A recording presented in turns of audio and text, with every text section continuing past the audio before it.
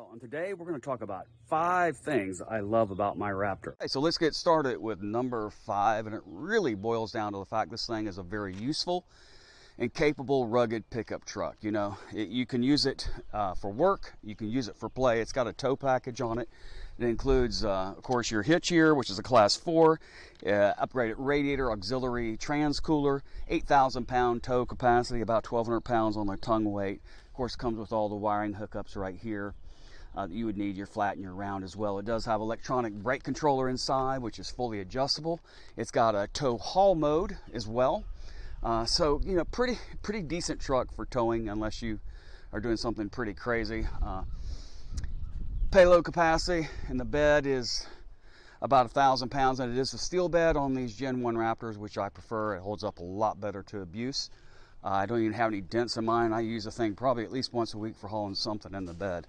The other thing is the truck's real versatile. You know, whether you need to go off-road, whether you're taking your dirt bikes or four-wheelers, or whether you're going to take a trip to Florida like we just did, a 1,300 mile round trip on the pavement. The truck is just very capable of hauling a bunch of people and a bunch of stuff. For that, I give it a thumbs up. Okay, well, number 4 has to be this brilliant motor. It's a 6.2 liter V8 engine. In my book, a truck has to have a V8, right? It went in production back in 2010. It was made specifically for the Raptor at that time. It is a single overhead cam design, meaning that both cylinder heads have one cam each, which is kind of a semi-modern design. It is a cast iron block that does feature aluminum heads as well as cast aluminum pistons. It has 2 valves per cylinder on it. The compression ratio is 9.8 to 1, which means it's advisable to run premium, although not necessary.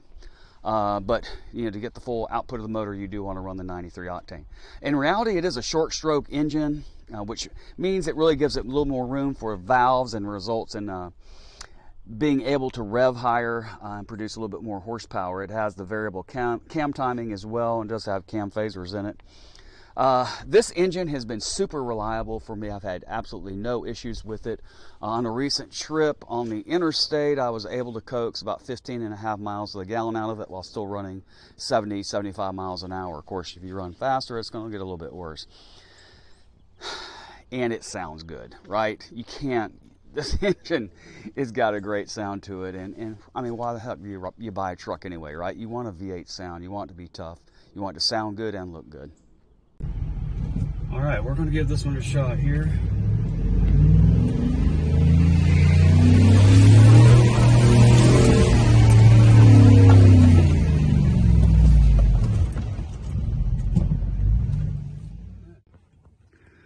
All right, number 3 is this truck is comfortable.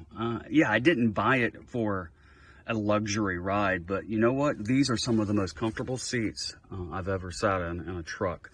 Obviously, they're power, and this one has the optional heating and cooling on the seats. I think it's about a $3,000 option from the factory at the time.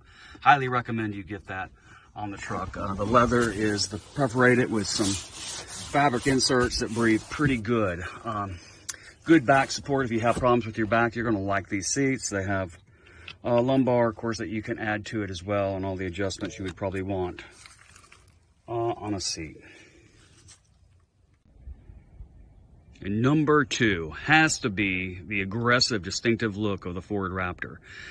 Up to the time this Raptor came out, there was really nothing like it on the market. It really set the bar for a distinctive off-road truck that could match the performance with the looks. The large fender flares, the stance on the truck, being the widest half-ton truck that was ever offered, really sets this truck apart, and most people really love it.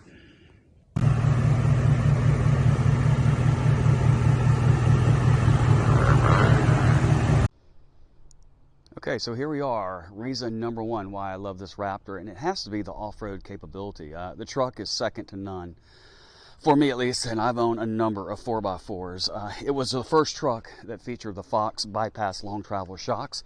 They're almost 12 inches of travel on this thing. They are rebuildable, which is pretty cool. They're great for high speed, they're great for low speed, and they're comfortable on the street. I really can't fault them. The truck comes standard with 35-inch tires, which are great again for off-road. The truck features a locking rear differential, and in 2012 they came out with something very important. That was the Torsen front limited slip differential. That makes a huge difference in off-road situations with this truck. It does have the tow hooks as well, both front and back. It's got skid plates. It's got really everything that you need for a serious off-road truck.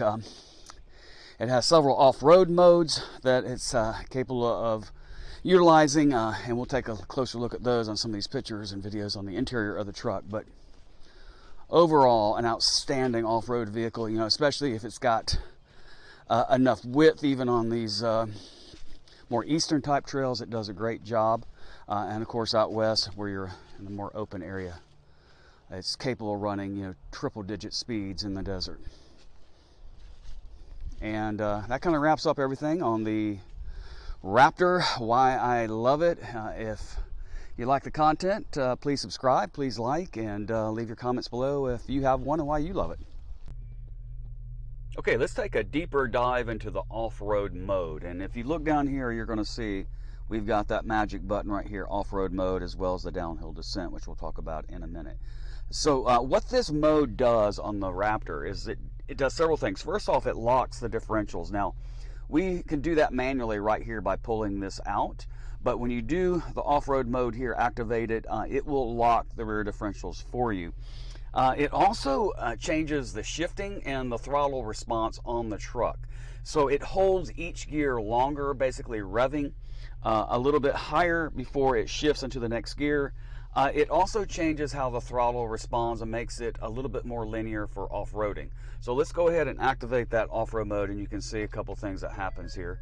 You can see now that it's enabled, and we can also enable the front camera as well, which this one is equipped with as an option, right?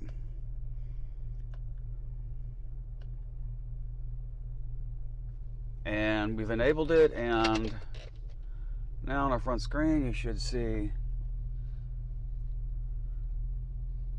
and this comes in pretty handy if you're going down a really steep hill or have some really big ruts that you're navigating.